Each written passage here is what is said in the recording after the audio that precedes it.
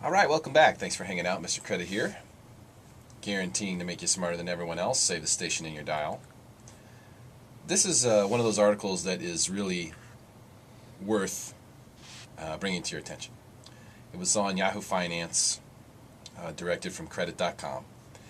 And I don't agree with everything that's on these sites, by the way, but this particular story about how to get out of debt says how to get out of debt, the real secret. This is brilliance.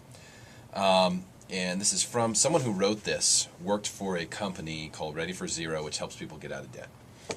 And the realization that this individual came to is that debt problems tend to be big before people go to attack them. Before they realize they need to do something about it, the problem has gotten, it's swollen, it's large. And so a lot of people just don't know how to start. And what they found is that if they coach people to take that big problem and segment it into smaller problems, work on those smaller problems one at a time, people can mentally get their head around that. What's so brilliant about this concept, whether it's debt or anything, any problem or issue that you're facing, any challenge that you have, if you can break it up into smaller issues and deal with them one at a time, it is far better for your psyche. First of all, if you're a checklist person like me, you like to write things down, you're not going to write down host my own radio show, and then check it off when you finally get there. You've got 100 different things you have to do. Before that, you need to list them all out one by one, check them off one by one as you get through them. So this is it's a really good article, and it goes into a lot of depth. You can see it in Yahoo Finance today, and I think it's worth reading, honestly. Whether you're in debt or not, it's just good stuff. Good, critical thinking, logic, simple stuff that you can take and you could apply, whether it's debt or whether it's a business or a family issue, anything. If you think about the issue you've got, if you can break it down into smaller pieces, it is a far better way to tackle any problem or challenge you have. So just wanted to point that out, that's all. This is one from CNBC where they're saying that people are starting to leave suburbia. Numbers are starting to show that across the nation that people are exiting the suburbs and heading for more urban areas. People want to live in areas where they're close to all the things that they need. Nobody wants to drive 10 minutes to get to the grocery store anymore. I thought this would be interesting to bring up today since we have Mike Litton in the studio, who's the broker-owner of Keller Williams Escondido. It's definitely a suburban area, right? And we've also got JJ, our mortgage guru, in here, and I live in downtown San Diego. So we've kind of got a good mix here. Now, personally, I would like to try to figure out how this is applicable to San Diego.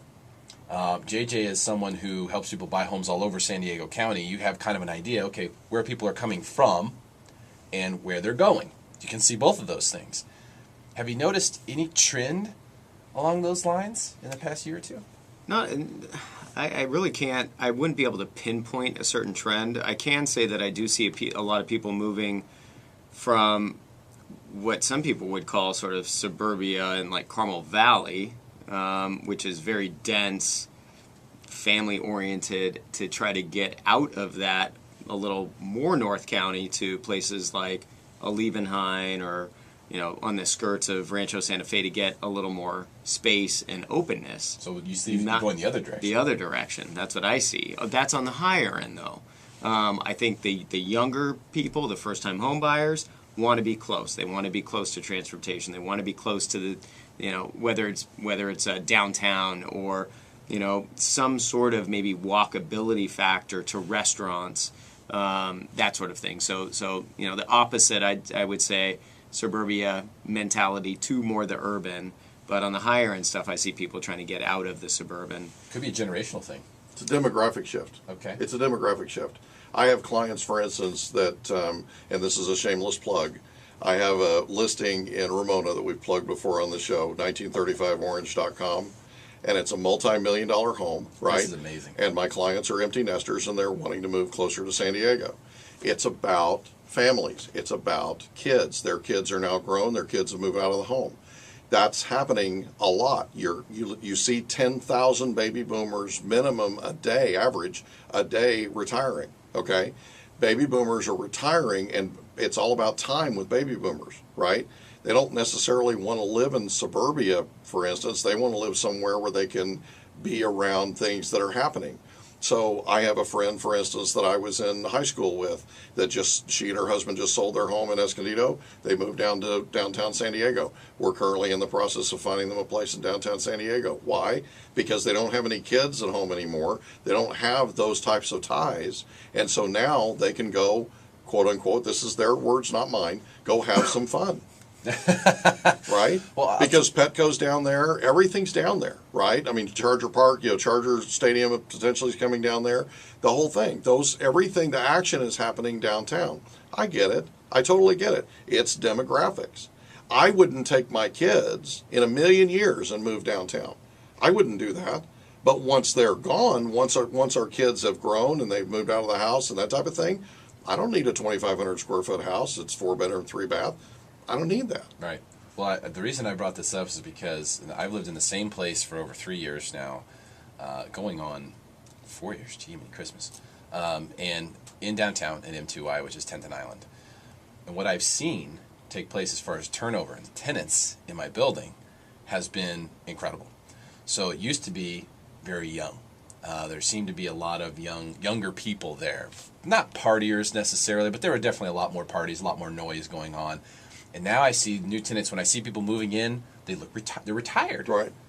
They're people in their 60s, and they're coming down and kind of rejuvenate themselves almost. But my building has gotten very quiet and very old in the past 3+ years. Right. And so I noticed that when I saw the story, I thought, wow, that is interesting, because they're two completely different worlds.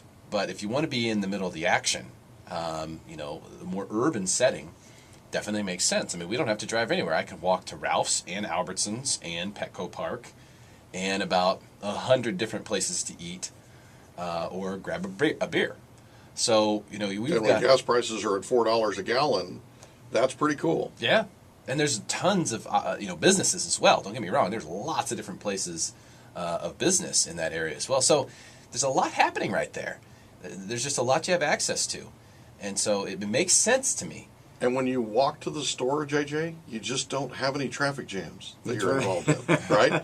You walk right past them, right? Yeah, you just You got have to all be the willing congestion in the to world. carry all of your groceries. That's all.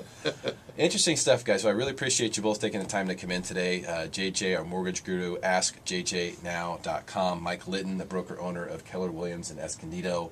His website, one of the best real estate websites you'll ever see, sold760.com. Appreciate you guys very much. Adam Clark, fantastic as always. Stick around. Best of Mr. Credit coming up next.